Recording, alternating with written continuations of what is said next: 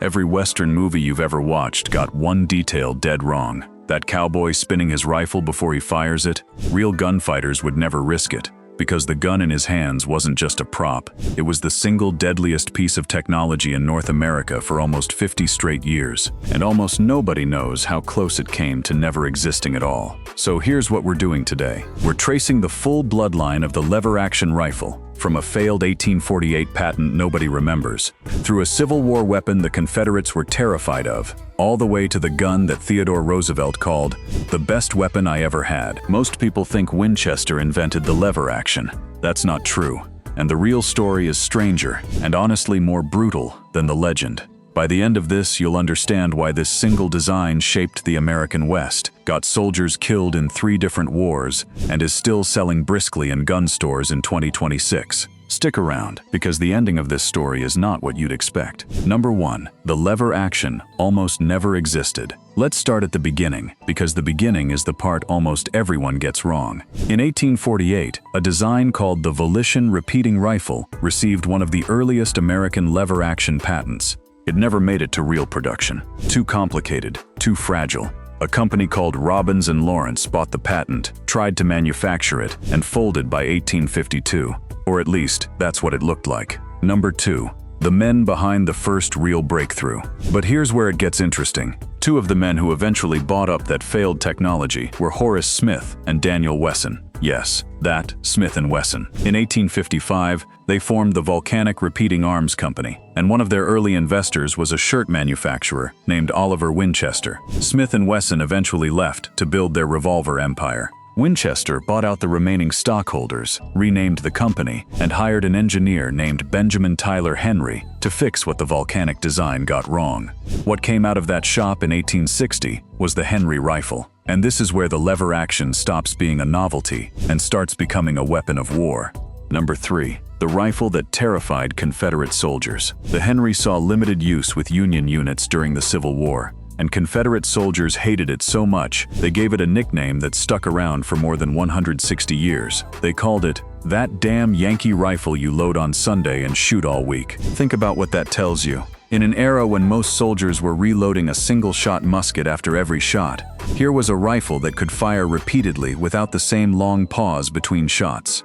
That's not just an upgrade, that's a completely different category of battlefield capability. But the Henry was still only the opening chapter. Number 4. From the Henry to the gun that won the West. Right after the war, the company became Winchester Repeating Arms, and an improved Henry became the Model 1866, the first rifle to actually wear the Winchester name. 3 years later came the Model 1873, the gun that would eventually earn the nickname, the gun that won the West, and 3 years after that came the larger Model 1876. Now here's where most videos on this topic stop. They tell you Winchester built the West and move on. But that's only half the story. Because there was a serious engineering problem sitting inside every one of these early guns, and it almost sank the whole lineup. Number 5. The engineering problem. Winchester couldn't ignore the Henry. The 1866, the 1873, and the 1876 all shared something called a toggle link action, essentially a hinged mechanical system that cycled the rifle. It was reliable,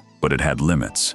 The design wasn't suited to the increasingly powerful rifle cartridges being developed during the late 19th century. And through the 1870s, as military and hunting cartridges became more powerful, that limitation became a wall Winchester couldn't simply ignore. So in 1883, Winchester brought in the one man who could solve it, the legendary gun designer John Moses Browning. And what Browning built next didn't just save Winchester, it defined the second half of the lever action story.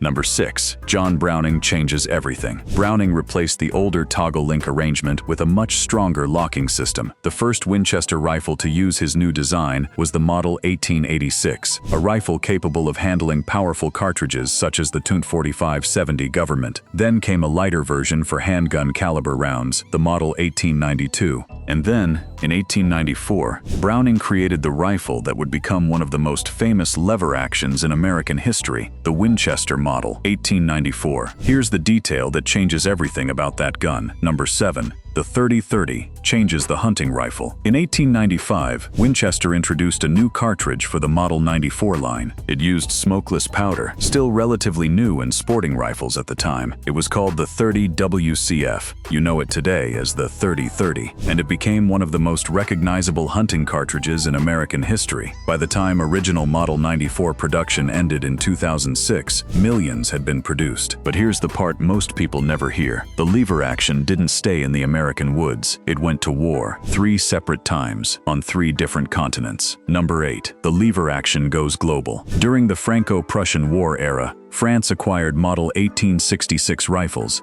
as it scrambled to equip its forces. The Ottoman Empire also acquired large numbers of lever actions and used them against Imperial Russia during the Siege of Plevna. The fighting there demonstrated just how dangerous repeating fire technology could be against troops still heavily reliant on slower-loading rifles. And the story didn't end there. World War I pushed the lever-action's military career even further. Britain's Royal Flying Corps acquired Winchester Model 1886 rifles, chambered for specialized ammunition, intended for use against German airships. France contracted Winchester for thousands of Model 1894 carbines for military use. And Imperial Russia placed the largest lever-action order in history, hundreds of thousands of Model 1895 rifles, adapted for Russian military requirements. Some of those rifles would remain in circulation for decades. So somewhere between the gun that won the West and the rifle ordered by the Russian army, this design quietly became one of the most globally significant repeating rifle platforms of the industrial age. And that brings us to the man who might be the single best character witness this rifle ever had. Number 9. Theodore Roosevelt's favorite rifle. Theodore Roosevelt didn't just own a lever action. He owned many of them, spanning multiple Winchester models.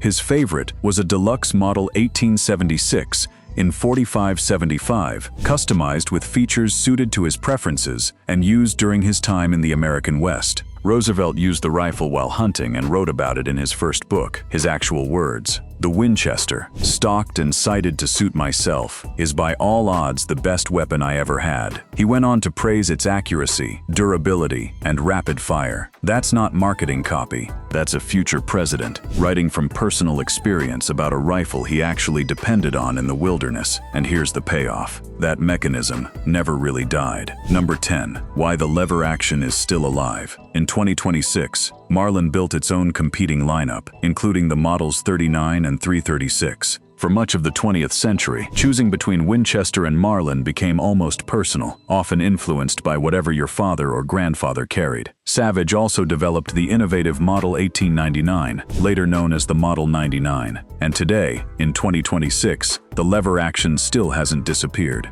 Modern manufacturers continue producing lever-action rifles in classic and updated configurations. Henry Repeating Arms has been producing lever-action firearms since 1997, and traditional cartridges such as the 30-30 and 45-70 remain closely associated with the platform. Think about that for a second. A design that began with experiments in the 1840s is still being produced more than a century and a half later. So here's what this whole story really proves. The lever action wasn't just a gun that happened to be popular for a while. It was a piece of engineering that kept evolving under pressure. It was adopted by armies that needed more firepower. It became inseparable from the mythology of the American West. It was trusted by a president who used it in the wilderness. And somehow, after all those decades, the basic concept is still recognizable today. Almost nothing else in American firearms history has that kind of unbroken thread. And that's what makes the lever action so fascinating. It didn't survive because history forgot about it. It survived because history kept finding reasons to bring it back. If you want to see where this story goes next, how the Model 1895's box magazine separated it from traditional tube-fed lever actions and made it possible to use different types of modern ammunition, that's a whole video on its own. Hit subscribe so you don't miss it.